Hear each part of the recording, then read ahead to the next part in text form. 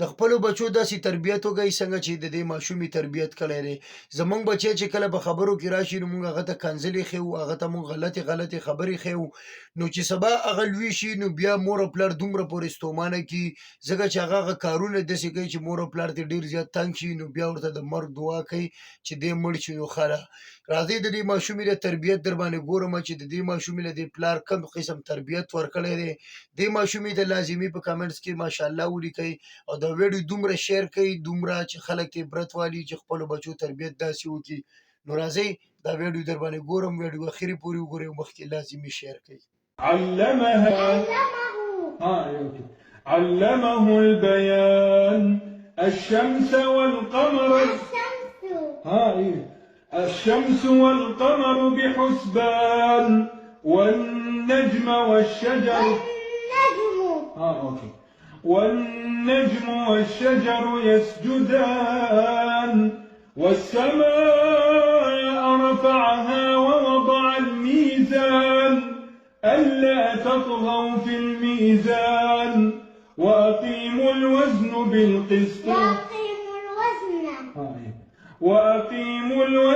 بالقسط ولا تخسروا الميزان والأرض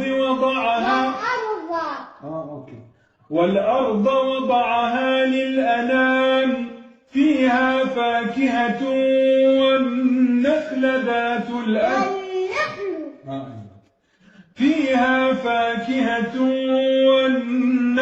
ذات الأكمام والحب ذو العصف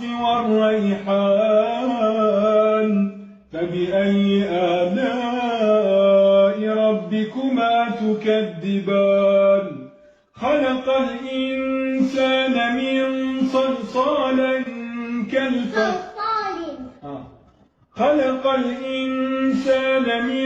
صلصال كالفخار وخلق الجان من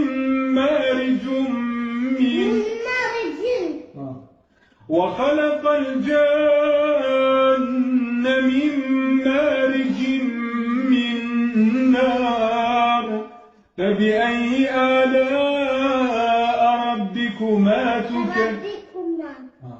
فبأي آلاء ربكما تكذبان رب المشرقين ورب المغربين فبأي آلاء ربكما تكذبان مرج البحرين يلتقيان بينهما برزخ لا يبغيان فبأي آلاء ربكما تكذبان